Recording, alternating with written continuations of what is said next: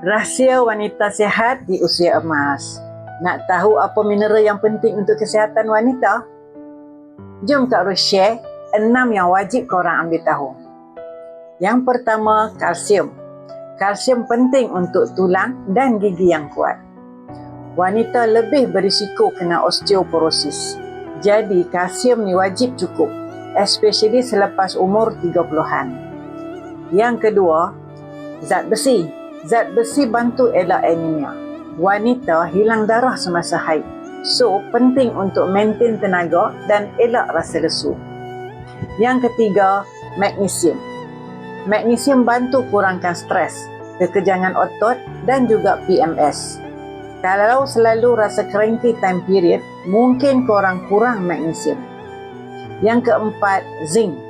Zinc penting untuk sistem imun dan penyembuhan luka.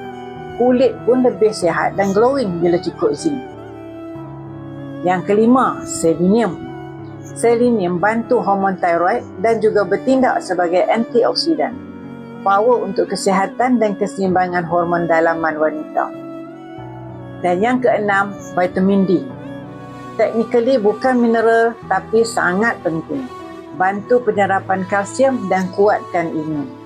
Ramai wanita kurang vitamin D tanpa sedar sebab kurang kena cahaya matahari. So, mana satu korang rasa paling kurang? Cek komen. Jangan tunggu sakit baru jaga. Jaga kesihatan ni kena dari dalam.